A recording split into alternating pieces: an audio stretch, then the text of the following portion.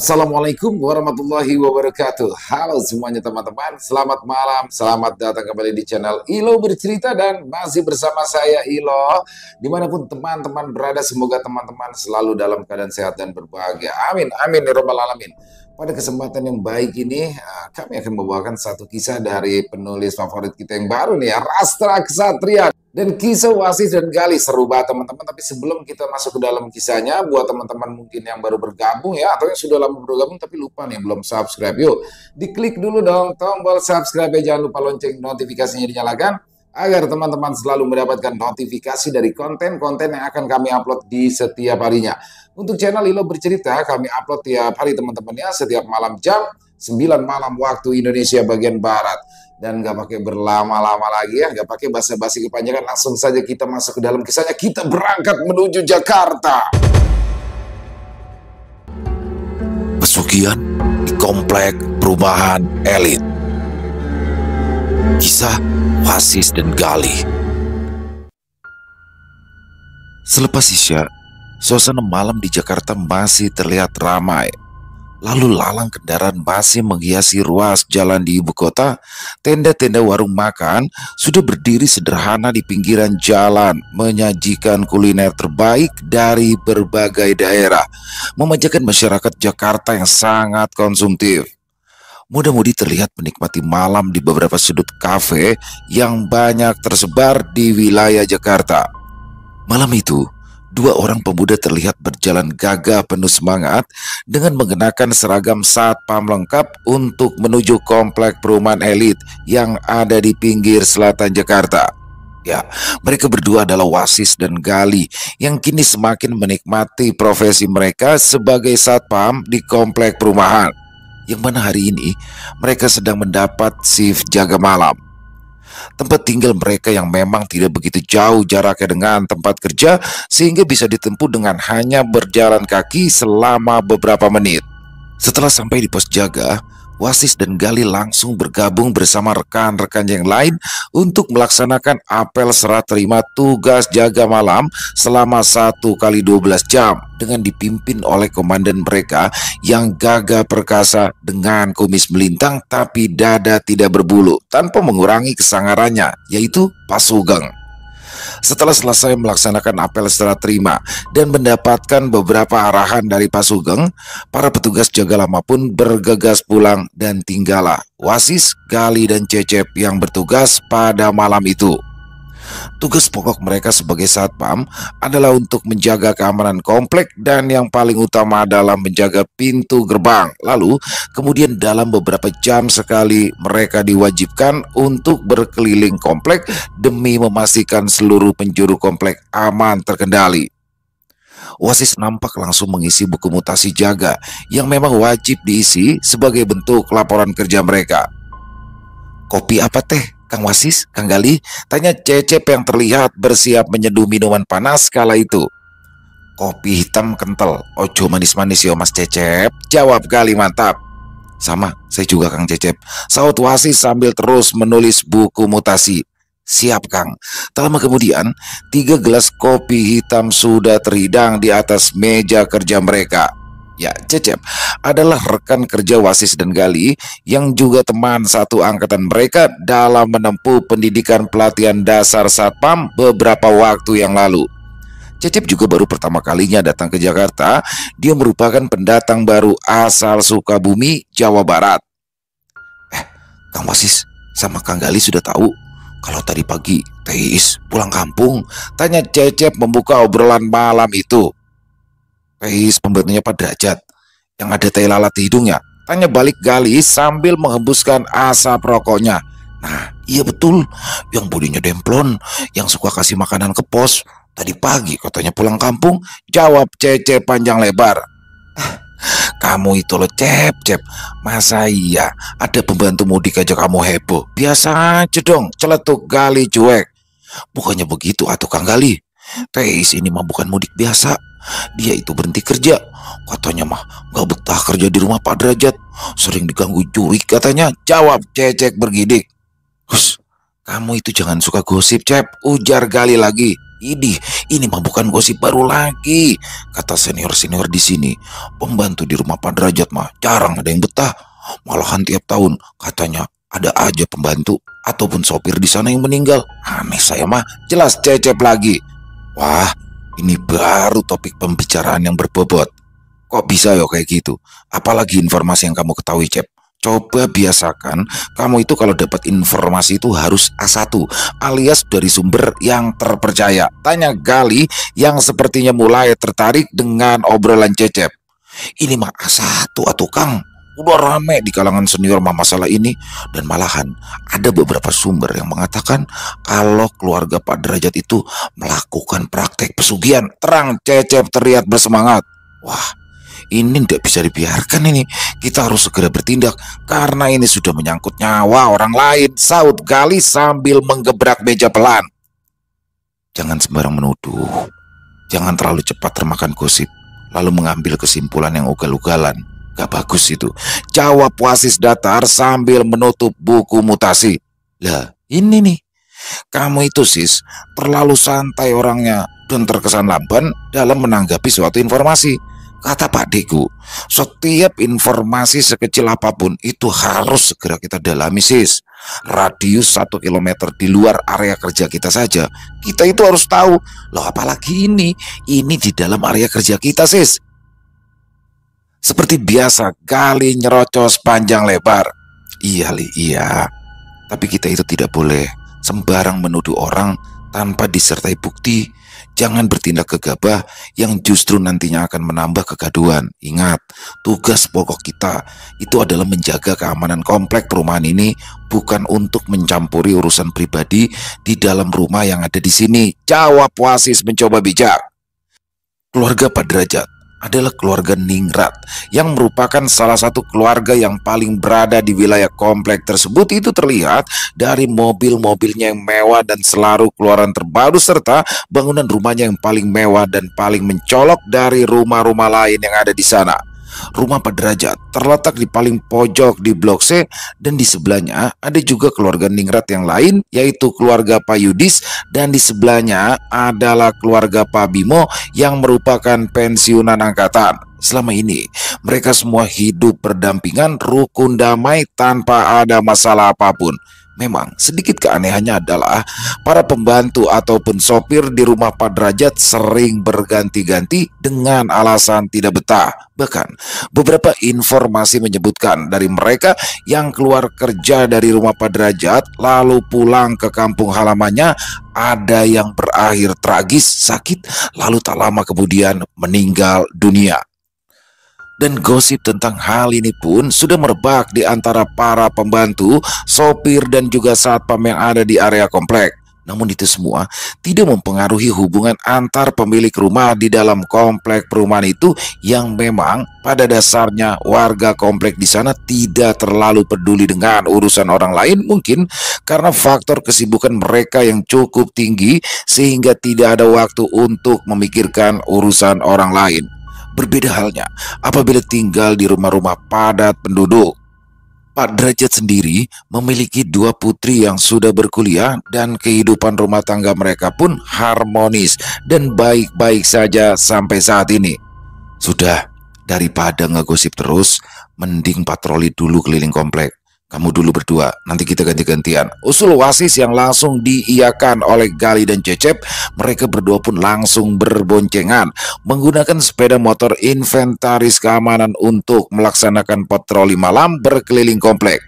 Dengan Cecep mengendarai sepeda motor dan Gali membonceng di belakangnya. Cep, Iis itu kan belum lama ya padahal kerja di rumah Pak Derajat, tanya Gali ketika di perjalanan. Ya baru sebulan lebih sedikit kayaknya mah, jawab Cecep. Padahal baik banget itu Teis orangnya. Sering kasih makanan juga ke pos jaga, ujar Gali lirih. Ya mudah-mudahan ya, nanti gantinya juga sama baiknya, saut Cecep sambil terus mengendarai sepeda motornya berpatroli, memastikan keamanan di komplek perumahan tersebut. Dan ketika mereka berdua mulai memasuki kawasan rumah di Blok C yang merupakan kawasan tempat tinggal Pak Derajat, Cecep mulai memelankan laju sepeda motornya. Aduh, kita lanjut sampai ujung gak nih Kang? Tanya Cecep yang terlihat khawatir. Ya lanjutlah, sampai ujung sana baru balik lagi. Tanggung, saut Gali di belakang. Tiba-tiba saja Cecep menghentikan laju sepeda motornya. Loh, kok malah berhenti? Kenapa toh kamu, Cep? Bentak Gali kesal karena Cecep yang berhenti mendadak. Aduh, saya takut Kang, kalau malam-malam harus patroli sampai ujung sana mah, jawab Cecep setengah berbisik. Takut apa toh Cecep? Ingat, kita itu keamanan, lo yang gak boleh takut. Lemah banget sih kamu. Sini, saya aja yang bawa motornya, saut Gali kesal seraya turun dari motor, lalu menyuruh Cecep mundur bergeser ke belakang. Kalau kamu emang takut, merem, biar saya nanti yang ngadepin kalau ada apa-apa, ujar Gali, lalu mulai melajukan sepeda motor menuju ke rumah paling ujung. Dan ketika mereka sudah sampai di depan deretan rumah paling ujung, Gali mulai merasakan hawa yang terasa janggal, seolah ada mata yang tak terlihat mengawasi mereka berdua. Dia mulai melambatkan laju sepeda motornya untuk persiapan putar balik, sambil matanya terus menatap tajam ke arah sekitaran, sedangkan Cecep yang berada di belakang terus memejamkan mata dengan nafas terengah. Ngebut aja tukang Gali, malah dilama-lamain. Buru tukang, bisik Cecep ketakutan. Cecep sendiri merasakan bulu kuduknya merebang ketika sampai di ujung blok. Beneran ini, ada yang gak beres ini di sekitaran sini, batin Gali. Lalu kemudian dia melajukan sepeda motornya untuk kembali ke pos jaga.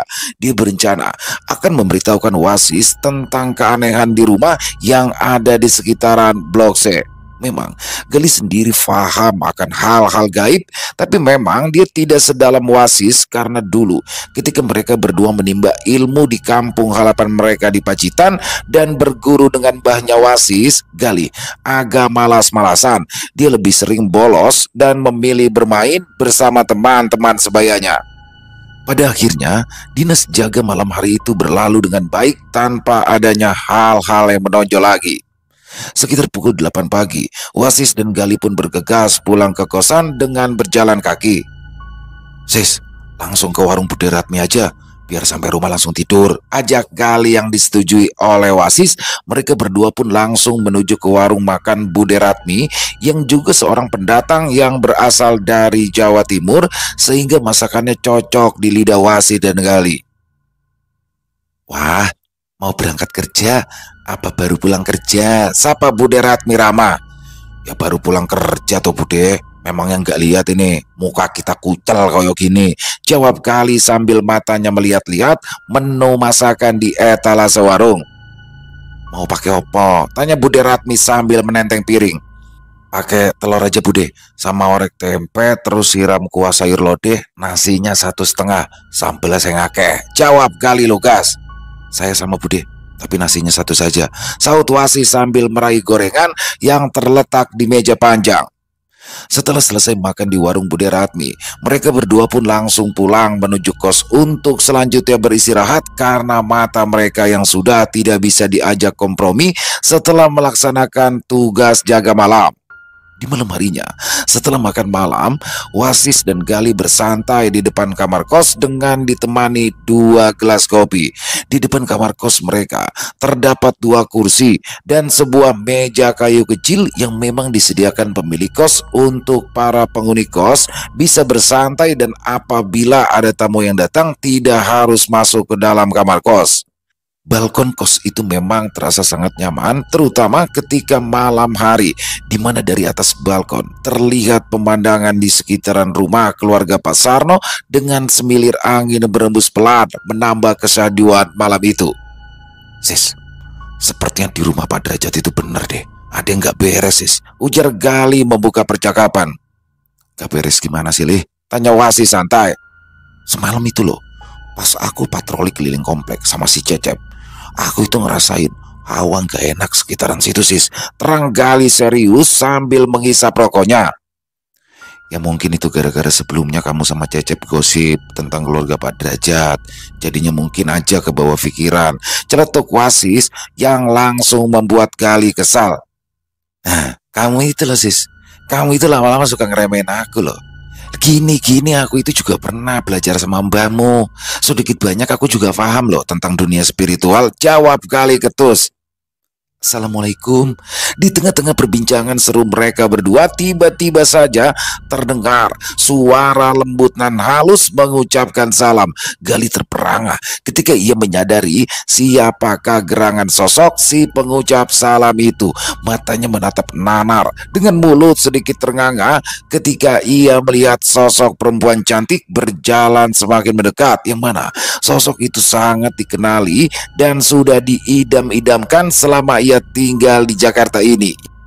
Ya, dia adalah Ratri, putri semata wayang dari Pasarno, sang pemilik kos. Perlahan Gali merapikan bentuk rambutnya, lalu beranjak dari duduknya. Ia berdiri dengan lutut bergetar tatkala Ratri berjalan semakin mendekat. Assalamualaikum Mas Gali, ucap Ratri lembut, terlihat sambil menenteng nampan. Terlihat juga 2 buah mangkok di atasnya. Waalaikumsalam Dek Rat, jawab Gali lirih, matanya tak lepas menatap wajah cantik Ratri yang menunduk malu. Ini ada kolak pisang untuk Mas Gali dan Mas Wasis, ucap Ratri sambil menyodorkan nampan ke arah Gali. Kolak pisang, rasanya pasti manis yo, semanis yang membuatnya, jawab Gali lirih, tangannya bergerak menerima nampan yang berisikan 2 mangkok kolak pisang. Yang bikin ibu Mas, jawab Ratri mengulum senyum. Wasis yang mendengar jawaban polos Ratri itu hampir saja menyemburkan kopi yang baru diminumnya. Terlihat dia menahan tawa ketika mendengar jawaban dari Ratri. Makasih Dek Rat, salam hormat dan taksimku untuk kedua orang tuamu, jawab Gali dengan menampilkan senyum terbaik hingga memperlihatkan sedikit barisan giginya. Ya Mas, Ratri permisi dulu ya. Mas Gali, Mas Wasis, silakan dinikmati mumpung masih hangat kolaknya, jawab Ratri yang berbalik badan lalu turun. Gali masih berdiri dengan senyum yang terus terkembang menatap kepergian sang pujaan hati. Gali baru tersadar ketika Wasis meraih nampan yang masih terus saja dipegangi Gali. Ayo makan, mumpung masih hangat. Malah bengong, celetuk Wasis meledek Gali. Gimana rasanya? Manis gak? Kayak yang buat, tanya Wasis ketika Gali mulai menyantap kolak itu. Rasanya asem cok kayak yang bikin, jawab Gali kesal. Wasis langsung tertawa terbahak-bahak. Ya, setelah kejadian tempo hari, keluarga Pasarno kini bertambah perhatian terhadap Wasis dan Gali. Bu Sarno seringkali membawakan makanan ataupun cemilan kepada Gali dan Wasis ketika mereka sedang lepas dinas. Gali juga merasakan perhatian lebih itu dan dia merasa jika kini peluangnya untuk bisa merengkuh hati Dek Ratri semakin terbuka. Keesokan paginya, ketika dalam perjalanan menuju tempat kerja, Gali mencoba membahas tentang apa yang ia rasakan ketika patroli malam kemarin kepada Wasis. Sis, coba dong kamu telusuri tuh rumah di Blok C. Aku bener-bener ngerasain hawa yang gak enak loh kemarin malam itu. Ya kayak ada sesuatu yang udah beres gitu di situ, ujar Gali sambil berjalan kaki. Iya, nanti aja pas dinas malam aku coba lihat. Kita besok patroli berdua sekalian lewat sana ya, jawab Wasis. Siang itu, di komplek perumahan tempat Wasis dan Gali bertugas, cuaca cukup cerah, suasana terasa sepi dan damai. Kebanyakan dari penghuni rumah di komplek itu sudah berangkat ke kantor masing-masing. Seperti biasa, Wasis, Gali dan Cecep berdinas dalam satu regu yang sama. Cep, itu siapa Cep? Yang jalan bareng Mbak Dia Cep, tanya Gali ketika ia melihat 2 orang wanita sedang berjalan menuju ke pos jaga. Wah, siapa itu ya Kang? Kayaknya mas saya baru lihat juga. Tapi cakep juga kalau dari jauh rumah. Jawab Cecep bersemangat. Permisi bapak-bapak keamanan, selamat siang, sapa Mbak Dia Rama. Mbak Dia adalah ART di rumah Pak Yudis yang terkenal ramah dan suka memberikan makanan ataupun minuman ke para security yang berjaga di komplek perumahan itu. Selamat siang juga Mbak Dia. Mau kemana ini berduaan? Sapa Cecep ramah dengan mata yang tak lepas menatap wanita yang datang bersama Mbak Dia. Mau ke pasar Kang Cecep, sekalian mau kenalin nih. Mbak Sari, pembantu baru di rumah Pak Derajat, ujar Mbak Dia sambil memperkenalkan Sari. Cecep langsung menyambar uluran tangan Sari yang terlihat memakai gelang tali berwarna coklat di pergelangan tangannya. Oh, kerja di rumah Pak Derajat ya Mbak Sari? Semoga betah ya. Kalau ada apa-apa atau butuh bantuan apa-apa, jangan sungkan-sungkan atuh, ngomong aja sama Cecep ya, jawab Cecep sambil menaik turunkan sebelah alisnya, membuat Sari tersipu malu. Setelah perkenalan singkat dengan Cecep, Wasis dan Gali, Mbak Dia dan Sari pun langsung berpamitan untuk belanja ke pasar. Meniklis pisan ya si Sari. Mudah-mudahan dia mah betah kerja di sini, ujar Cecep sumringah. Helah kamu Cep, kamping dibedakin juga kamu bilang cakep, celetuk Gali meledek. Pokoknya mah Sari incaran saya, kamu berdua harus dukung. Sebagai sesama seru Kitty, kita mah dilarang saling mendahului, jawab Cecep sambil merapikan rambutnya. Seru Kitty, Hello Kitty, dengus Gali kesal. Wasis hanya senyum-senyum melihat tingkah kedua sahabatnya. Tak lama kemudian terlihat Mbak Dia dan Sari yang baru kembali dari pasar dengan membawa tentengan mengarah ke pos jaga. Buat makan siang ya bapak-bapak, ujar Mbak Dia ramah. Ya, Mbak Dia adalah merupakan ART di rumah Pak Yudis yang terkenal ramah dan baik. Seringkali dia membawa makanan dan minuman ke pos jaga. Para satpam di situ pun merasa lebih dihargai dengan segala keramahan Mbak Dia. Aduh, pakai repot-repot. Makasih ya Mbak. Mbak Dia, salamin ya sama Neng Sari, ujar Cecep malu-malu. Loh, kan orangnya ada di sini. Kenapa harus salamnya lewat saya, Kang Cecep? Jawab Mbak Dia. Sari pun hanya tersenyum malu-malu. Hati-hati Mbak Sari, Kang Cecep itu sudah mulai aneh itu, celetuk Gali yang membuat semua orang tertawa. Mereka hanyut dalam canda dan tawa kecuali Wasis. Dia menatap dalam diam kedua wanita tersebut. Aura gelap nampak dalam penglihatan batin Wasis. Siang itu pun berlalu. Di malam harinya, sekitar jam 8 selepas dinas jaga, Wasis dan Gali pulang ke kosnya dan Cecep pun pulang menuju rumahnya dengan senyum terkembang mengingat perkenalannya dengan Sari di hari itu. Besok dinas malam, kita harus melakukan sesuatu di tempat kerja itu, ujar Wasis malam itu mencoba membuka percakapan di teras depan kos-kosannya. Nah, bener kan kata aku kemarin, kamu itu sih orang yang gak percayaan, terlalu ngeremehin aku kamu itu sis, jawab Gali sambil menyulut sebatang rokoknya. Memangnya apa sih yang kamu lihat dari hasil penerawanganmu itu sis, tanya Gali mulai serius. Tadinya aku tidak ingin ikut campur dengan urusan pribadi orang, tapi jika sudah menyangkut nyawa orang lain, apalagi itu di lingkungan kerja kita yang sudah menjadi tanggung jawab kita, maka kita harus bertindak, jawab Wasis sambil menyesap rokok, matanya menatap tajam ke arah jalan. Nah kan, dari kemarin kan aku udah bilang sis, kamu itu lambat. Kata padeku, kecepatan itu adalah segalanya sis, selorok Gali. Wasis hanya geleng-geleng kepala melihat kelakuan temannya itu. Sudah malam, istirahat, besok kita kerja lagi, ujar Wasis. Lalu ia mencecak rokok di asbak lalu beranjak masuk ke dalam kamar diikuti Gali. Malam semakin larut. Di rumah Pak Derajat, lampu-lampu sudah dimatikan. Hampir seluruh penghuni rumah sudah terlelap dalam balutan selimut, mengiringi jiwa memasuki alam mimpi. Di dalam kamar yang terletak di bagian belakang rumah mewah itu, Sari, si pembantu baru di rumah Pak Derajat, tertidur pulas dibalut lelah setelah seharian beraktivitas. Dengan daster batik longgar membalut tubuhnya, matanya setengah terpejam, dengan mulut yang sedikit terbuka mengeluarkan suara dengkuran tipis.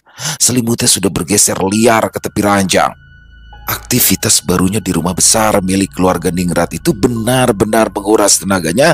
Hingga malam itu Sari tertidur begitu pulas. Tanpa dia sadari, di sudut kamar yang gelap, sesosok bayangan hitam terus memperhatikan dirinya. Sosok itu menatap tajam ke arah Sari tanpa berkedip, seolah-olah meneliti dengan seksama setiap lekuk tubuhnya. Lewat tengah malam, sosok itu perlahan mulai mendekati tubuh Sari yang yang masih tergolek di atas ranjang kayu beralas kasur busa. Sosok itu semakin mendekat, mulai naik ke atas ranjang, merapatkan wajahnya ke wajah Sari seolah seperti mengendus, mencoba membaui Sari dari ujung kepala hingga ujung kaki. Sosok hitam itu menyeringai, memperlihatkan barisan gigi runcinya seolah puas setelah membaui tubuh Sari. Sosok hitam besar berbulu mirip kera raksasa. Tak lama kemudian terdengar derangan halus dari bibir Sari. Seketika sosok itu menghilang di balik tembok kamar. Keesokan malamnya, selepas Isya, Wasis dan Gali bersiap untuk berangkat kerja. Sesuai jadwal malam ini mereka akan melaksanakan jaga malam. Sis, aku mau minta uang ke kampung buat beli motor. Gak keren lah kita kalau tiap hari jalan kaki terus begini. Malu dong, ujar Gali di tengah perjalanan menuju tempat kerja mereka. Kamu gak malu? Kerja di Jakarta kok malah minta uang sama orang tua, jawab Wasis sambil terus berjalan kaki. Loh, aku itu cuma mau minta uang buat DP-nya aja sis. Nanti cicilannya kan bisa dari gaji bulanan kita, seloroh Gali sambil mengisap rokok.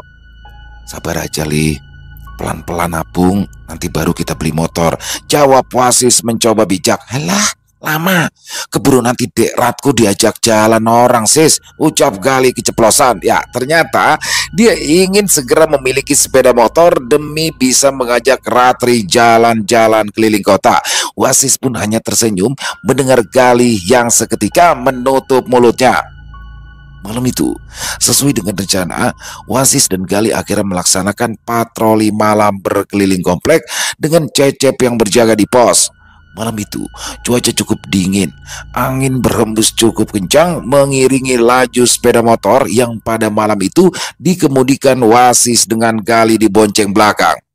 Ketika mereka berdua mulai memasuki area perumahan yang berada di Blok C, Wasis dan Gali merasa hawa di sekitaran terasa berbeda, apalagi ketika mereka berdua semakin mendekat ke area rumah di paling ujung. Di situ, Wasis menghentikan sepeda motornya. Sejenak, ia menajamkan penglihatan batinnya. Gali tahu bahwa temannya ini sedang berusaha menerawang melalui mata batin sehingga ia tetap diam, tak mau mengganggu Wasis. Tak beberapa lama berselang, Wasis melajukan lagi sepeda motornya untuk kemudian menuju ke pos jaga. Gimana sis? Tanya Gali singkat. Malam ini sepertinya adalah waktunya Li. Nanti sesampainya kita di pos, kamu ajak ngobrol Cecep. Alihkan perhatiannya, aku akan meraga Sukma di ruang istirahat.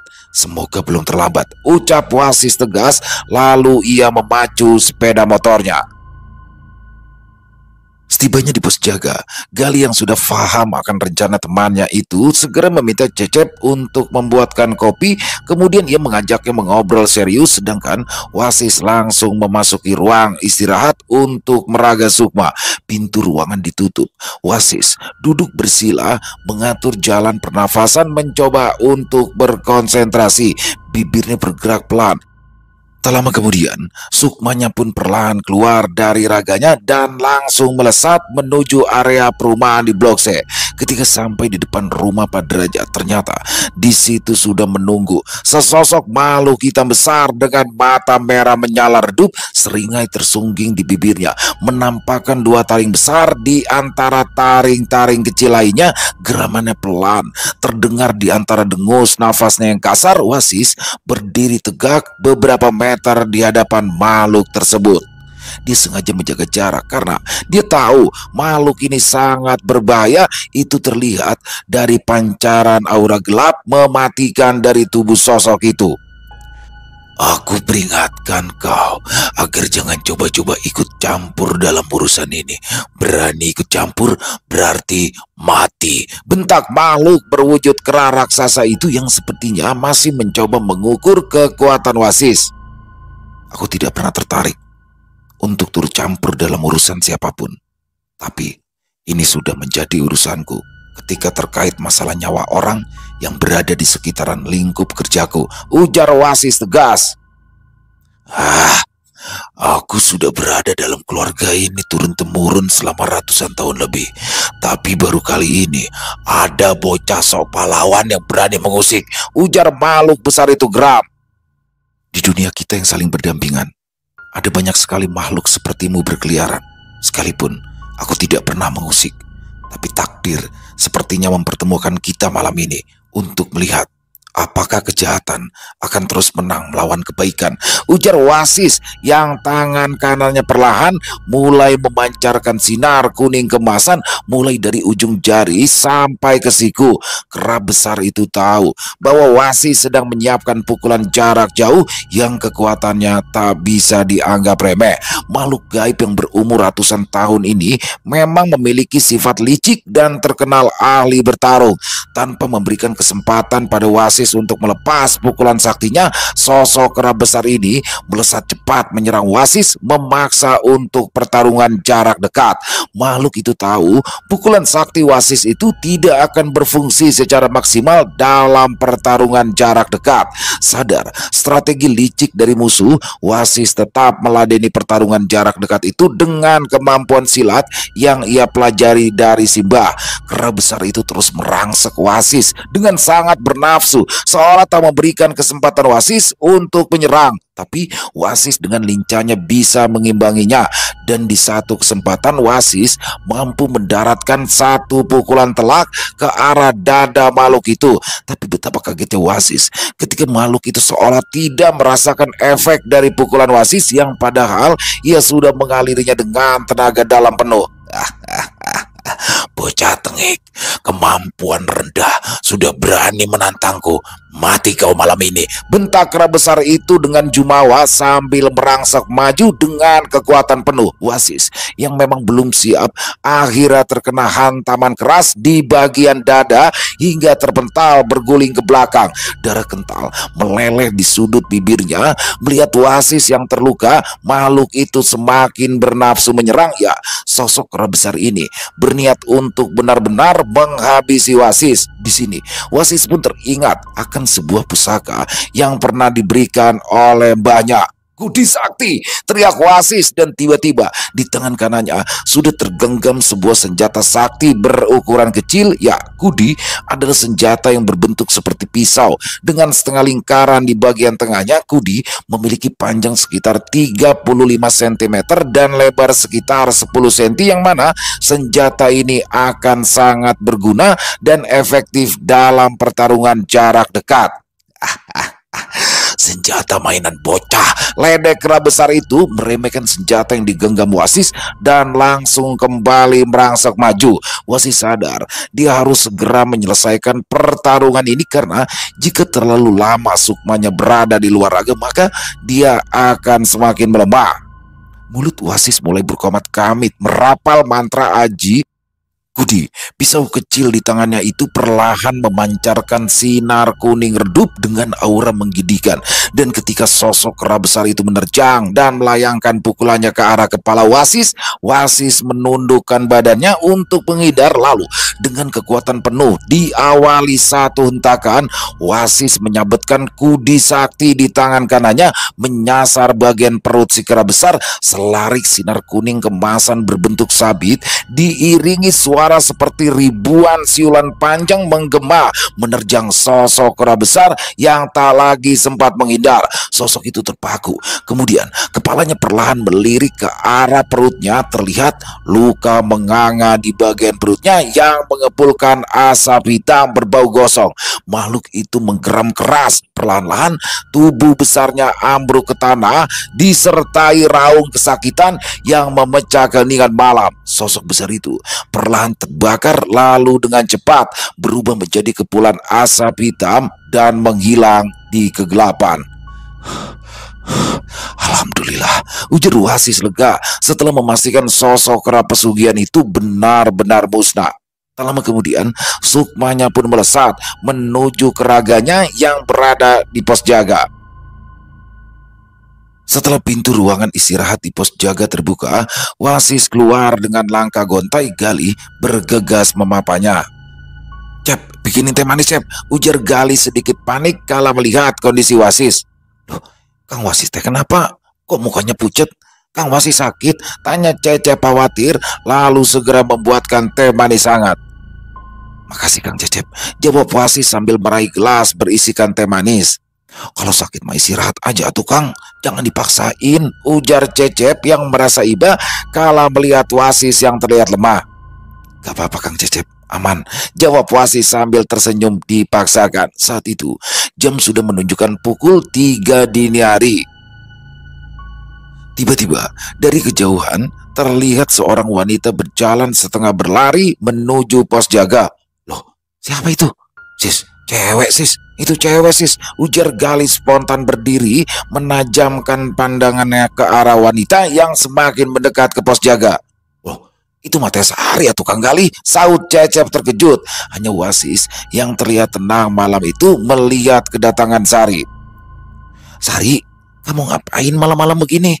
Kamu teh mau kemana? Tanya Cecep heran melihat Sari yang memakai baju seadanya beralas sandal jepit sambil menenteng sebuah tas besar. Bukannya menjawab pertanyaan Cecep, Sari justru menangis. Duduk dulu Mbak Sari. Tenangkan dulu. Ajak Wasis mencoba menenangkan Sari. Setelah duduk lalu disodorkan segelas air putih. Sari meneguk perlahan air putih itu demi menenangkan dirinya. Saya mau pulang kampung aja. Saya sudah tidak tahan tinggal di rumah Pak Derajat, Mas, ujar Sari sambil terisak. Dari awal datang bekerja di rumah itu, setiap malam saya selalu saja diganggu makhluk-makhluk menyeramkan. Saya benar-benar udah gak kuat lagi, lanjut Sari masih terisak. Tak lama kemudian datanglah Pak Derajat beserta istri yang terlihat panik mencari keberadaan Sari. Ya ampun Sari, kamu di sini? Kamu mau kemana malam-malam begini? Tanya Pak Derajat kesal bercampur panik. Maaf Pak, saya pergi dadakan, jawab Sari. Silakan Pak Derajat dan Ibu duduk dulu. Mari kita bicarakan baik-baik, ujar Wasis mencairkan suasana. Di sini Pak Derajat langsung menceritakan tentang para pembantu di rumahnya yang selalu saja tidak pernah betah dan bahkan beberapa di antaranya meninggal dunia ketika sudah pergi dari rumahnya, dan pernah sekali juga ada yang meninggal dunia di dalam rumahnya. Pak Derajat sekeluarga juga bingung dengan apa yang terjadi. Dia sadar akan pandangan orang-orang di sekitaran komplek dan juga tentang gosip-gosip yang mengatakan bahwa keluarganya adalah penganut pesugihan. Ya karena saya merasa tidak melakukan apa-apa, ya saya tidak pernah menghiraukan anggapan orang-orang di sini. Saya juga selalu memperlakukan orang-orang di dalam rumah saya dengan baik dan menggaji mereka sesuai dengan ketentuan, bahkan lebih, ujar Pak Derajat. Ya, saya paham kondisinya Pak, tapi saya yakin pada akhirnya kebenaran itu akan terbuka. Semoga ini adalah kejadian terakhir dan insya Allah kedepannya tidak akan ada lagi kejadian seperti ini, ujar Wasis. Yang anehnya semua orang yang ada di situ merasa tenang setelah mendengar ucapan dari Wasis.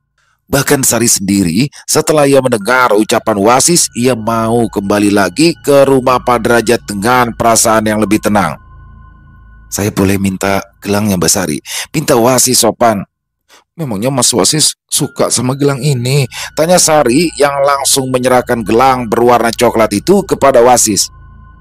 Gak bagus saja kalau dipakai Mbak Sari, nanti saya ganti ya yang lebih bagus, ujar Wasis seraya tersenyum. Setelah azan subuh berkumandang, sampai dengan selesai jam dinas Wasis dan Gali, tidak ada lagi kejadian-kejadian menonjol. Wasis dan Gali pun pulang ke kos untuk beristirahat. Sis, semalam itu gimana? Aku paham, kamu itu ndak mau cerita di pos karena ada Cecep kan? Tanya Gali setelah mereka bersantai di kos sehabis sarapan. Bukan karena ada Cecep, tapi aku nggak mau membuka aib orang di depan umum. Bagiku, yang terpenting masalahnya sudah selesai, jawab Wasis sambil mulai menjelut rokok. Ya kamu cerita sama aku toh, masa sama kawan kamu main rahasia-rahasiaan, saut Gali sambil ikutan menjelut rokok. Poin pentingnya, makhluk pesugihan yang selama ini menyasar Tumbal sudah musnah semalam. Tadi malam adalah saatnya bagi mereka untuk persembahan Tumbal. Nah, yang melakukan pesugihan itu bukanlah keluarga Pak Derajat seperti yang dibicarakan orang-orang selama ini. Keluarga Pak Derajat itu justru korban. Pesugihan ini adalah jenis pesugihan yang mengharuskan pelakunya menyediakan tumbal nyawa di setiap tahunnya. Dan ini sudah dilakukan secara turun-temurun oleh keluarga Pak Yudis. Jelas Wasis gamblang. Loh, kok Kok Pak Yudis?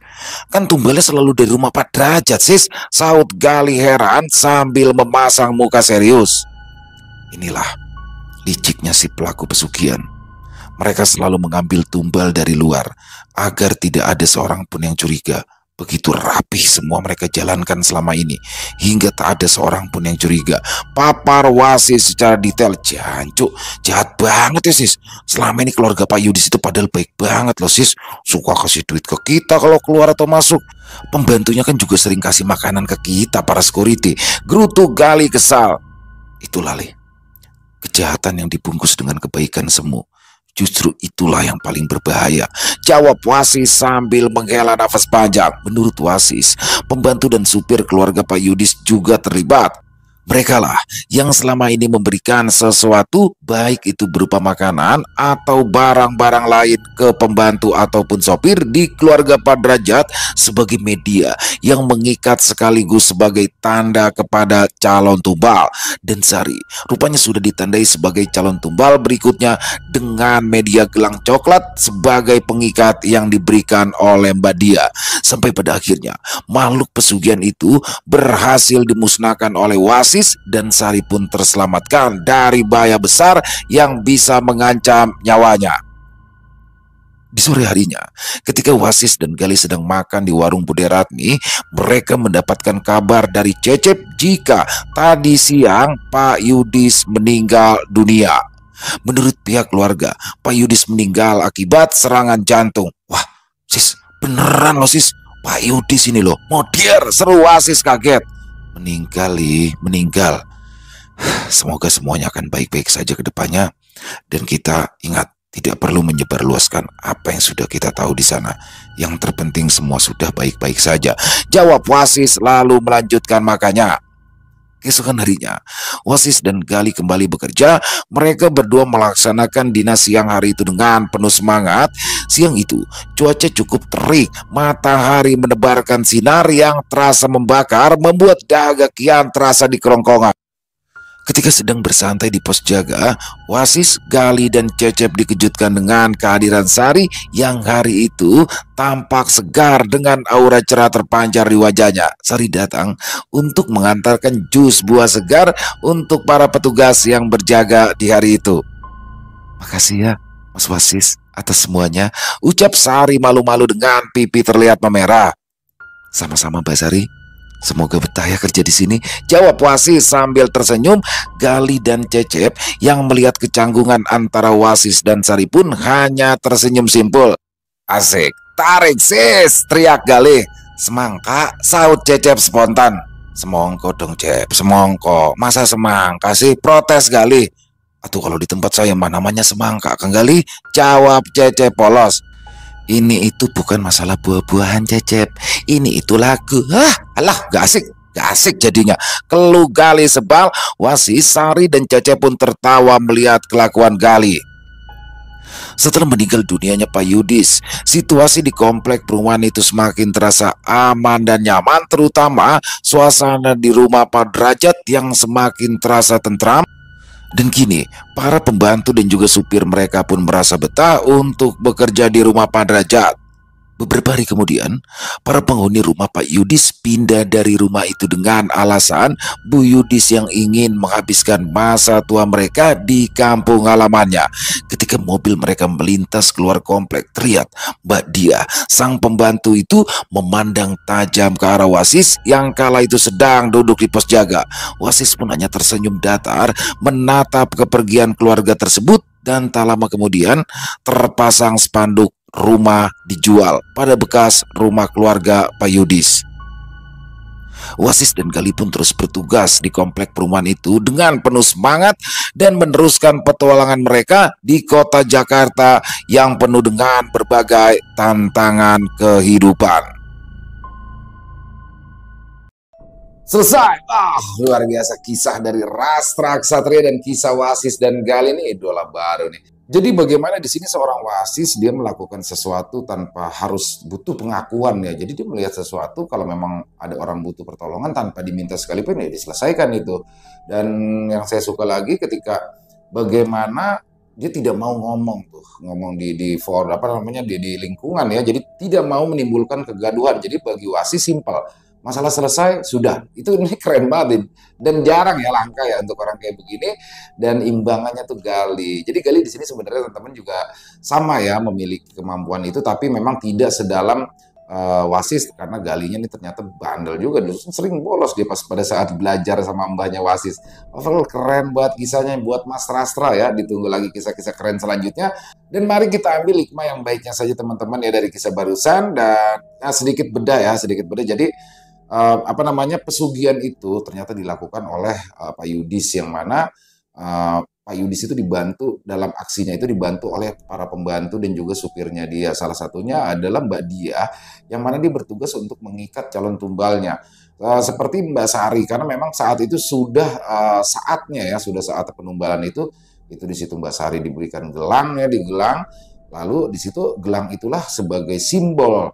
Jadi pada malam harinya Mbak Sari lagi tidur itu ditunggu tuh di pojokan ruangan dan dibaui. Oh iya ini benar, tapi untungnya alhamdulillah bagaimana seorang wasis bisa menghabisi makhluk pesugihan itu, yang mana pada akhirnya Pak Yudis lah yang kena. Jadi ya luar biasa sekali kisahnya. Dan saya suka tuh kata-katanya wasis ya. Dia bilang nggak, kejahatan yang paling mengerikan itu adalah ketika kejahatan itu dibungkus oleh kebaikan. Jadi orang luar tuh ngeliat baik padahal di dalam jahat. Itu yang paling berbahaya. Jadi gini maksudnya, kalau kita ngeliat orang itu udah jahat, udah kan selesai, aman. Kita, oh dia jahat, nggak usah ditemenin, udah selesai. Tapi yang bahaya, kita bilang kita melihat orang itu baik, terus kita puja-puja dia, kita dekati dia, kita baiki dia, ternyata dia malah jahat. Itu yang paling sulit teman-teman. Keren, pakai banget kisahnya. Mas Rastra Kesatria, ditunggu lagi untuk kisah-kisah selanjutnya, dan semoga kisah barusan bisa menghibur teman-teman semua ya. Para pecinta penikmat horor misteri, lebih khususnya lagi kepada para subscriber di channel Ilo Bercerita. Buat yang punya komentar lain silakan bisa menuliskan di dalam kolom komentar, ataupun hanya sekedar saling menyapa silakan. Insya Allah kami akan menjawabnya satu persatu. Dan buat yang suka dengan videonya bisa diklik tombol like atau tombol jempolnya, boleh dong di share link videonya ke teman-teman yang lain agar juga ikut merasa terhibur. Kami juga ingin mengucapkan terima kasih ya kepada seluruh teman-teman yang sudah selalu setia mendukung kami, yang sudah selalu hadir di setiap harinya. Karena teman-temanlah kami selalu bersemangat berkarya di setiap harinya. Dan silakan buat yang belum subscribe bisa diklik tombol subscribe dan jangan lupa lonceng notifikasinya dinyalakan agar teman-teman selalu mendapatkan notifikasi dari konten-konten yang akan kami upload di setiap harinya. Oh iya, buat teman-teman mungkin yang punya kisah horor misteri yang diangkat dari kisah nyata, dari pengalaman pribadi, apabila mungkin berkenan dibawakan di channel kami, silakan bisa mengirimkannya ke nomor telepon kami yang ada di sini. Dan bebas ya, dalam bentuk tulisan boleh, dalam bentuk rekaman suara boleh, senyamannya teman-teman aja pokoknya. Buat teman-teman yang sudah mengirimkan kisah, kami ucapkan terima kasih. Dan di akhir kata, saya Ilo mengucapkan permohonan maaf apabila mungkin dalam pembawaan kisahnya ada kata-kata saya yang salah, ataupun ada kata-kata saya mungkin yang kurang berkenan di hati teman-teman. Saya mohon dibukakan pintu maaf yang seluas-luasnya. Dan sampai berjumpa lagi di konten-konten kami selanjutnya, yang pasti tidak kalah serunya, yang pasti tidak kalah horornya. Masih bersama saya Ilo di channel Ilo Bercerita. Salam sehat, sukses selalu untuk kita semua. Wassalamualaikum warahmatullahi wabarakatuh.